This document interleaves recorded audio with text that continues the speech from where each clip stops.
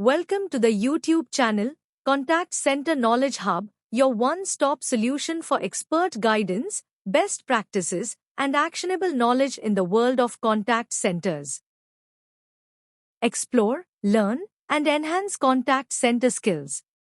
Welcome to this session on queue time in call centers. Queue time is one of the most critical metrics that directly shapes customer experience and service efficiency. At its core, it measures the time a customer spends waiting in line before reaching an agent. In this presentation, we'll explore its definition, the calculation formula, and a practical example scenario that shows how queue time is measured in real operations. We'll also break down the key components that influence queue time, from call volume and staffing levels to service level targets and technology enablers. By the end, you'll see how monitoring and optimizing queue time not only improves service delivery but also drives higher customer satisfaction, stronger loyalty, and better operational outcomes. Let's begin with the definition of queue time in a call center. Queue time represents the average duration a customer spends waiting in line before being connected to a live agent. It is a critical indicator of how efficiently a call center manages incoming traffic and agent availability. The measurement begins immediately after the IVR or auto-attendant phase ends. That's the point where the caller has already navigated menu options or self-service prompts and is now placed in the waiting queue. It concludes when one of two things happens: either the call is answered by an agent, or the customer abandons the call due to excessive waiting. This metric is not just about numbers, it reflects the very first impression a customer forms about the responsiveness of the service. High queue times can signal staffing shortages, process inefficiencies, or demand surges, while low queue times are often linked to better resource allocation and improved customer satisfaction. Now, let's look at how queue time is calculated. The formula is straightforward. Average queue time equals the total waiting time of all calls in the queue divided by the number of calls answered. To break it down further, total waiting time refers to the sum of the waiting durations for every call that was eventually answered by an agent. Number of calls answered is the count of all calls that successfully connected to an agent during the period being measured. By dividing the total time customers collectively spent waiting by the number of calls handled, we arrive at the average queue time per customer. This formula provides a precise lens into how long customers typically wait before they receive human assistance. Longer averages may point to issues like understaffing, inaccurate forecasting, or spikes in call volume, while shorter averages often reflect effective workforce planning and a smooth customer flow. Let's bring the formula to life with an example scenario. Suppose that during a given period, the total waiting time for 500 calls amounts to 25,000 seconds. Out of these, all 500 calls were answered by agents.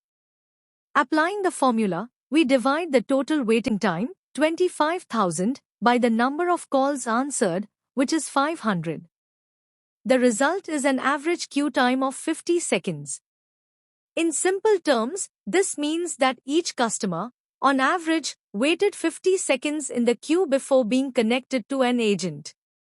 While 50 seconds may sound reasonable, interpretation depends on industry benchmarks, service level commitments, and customer expectations. In high-volume industries where quick support is expected, even small increases in queue time can impact satisfaction scores and overall customer perception. Conversely, keeping this number low consistently reflects strong operational control and a customer-first service approach. Now let's examine the key components that directly affect queue time. The first factor is call volume. When inbound call traffic rises sharply, especially during peak hours, seasonal spikes, or unexpected surges, the queue naturally becomes longer. As a result, the average queue time increases because more customers are waiting for limited agent availability. The second critical factor is staffing levels. If there are not enough agents scheduled or available to handle the incoming demand, wait times inevitably grow longer. This is particularly evident during high-demand periods when staffing gaps magnify customer frustration and lead to higher abandon rates. Together, call volume and staffing levels form the foundation of queue time performance. High demand without sufficient staffing capacity is one of the most common reasons customers experience extended waiting periods. Continuing with the key drivers of queue time, the next factor is average handle time, or AHT. When call durations are longer, agents remain occupied for extended periods. This means that new callers entering the queue must wait longer before an agent becomes free. High AHT can therefore create a bottleneck effect, where even moderate call volumes translate into significant wait times.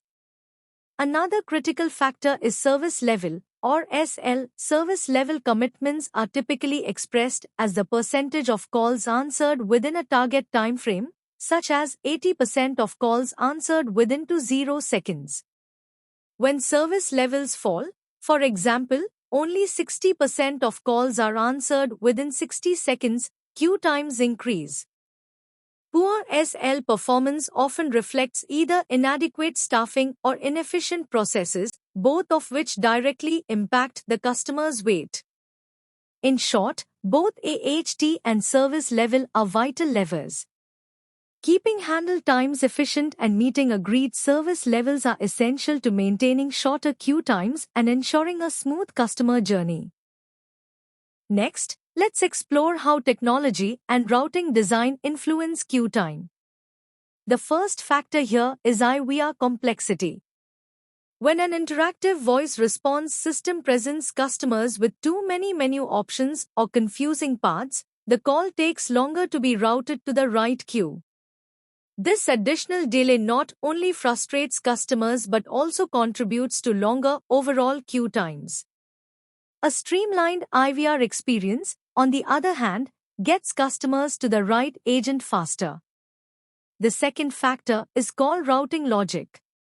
Poorly designed routing rules, such as ineffective skill-based distribution, can cause calls to get stuck in highly specialized queues, even when other agents are available elsewhere.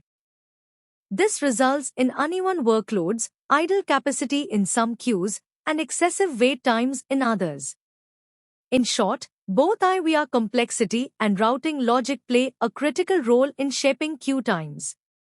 Optimized design ensures faster connections, reduces customer effort, and makes better use of available agent resources. Finally, let's look at the role of technology and customer behavior in influencing queue times. The first factor is technology. The speed and reliability of the telephony platform, the sophistication of routing algorithms, and the strength of real-time monitoring all play a decisive role. A system with lag, outdated routing logic, or limited visibility into live queues will inevitably create delays. Conversely, advanced technology enables quicker call distribution, real-time adjustments, and proactive queue management. The second factor is customer behavior. Not all customers are willing to wait. Some will abandon the call early if the wait feels excessive. While this reduces the number of calls that actually reach an agent, it can distort the perception of average queue times and create gaps between reported metrics and the customer's lived experience. Together, these two elements highlight that queue time is not solely an operational measure. It is also shaped by technology readiness and how customers themselves respond to waiting. Managing both dimensions effectively is essential for delivering a consistently positive experience. Thanks for watching my YouTube channel, Contact Center Knowledge Hub. If you found this helpful, don't forget to like, share, and subscribe for more insights. See you in the next video.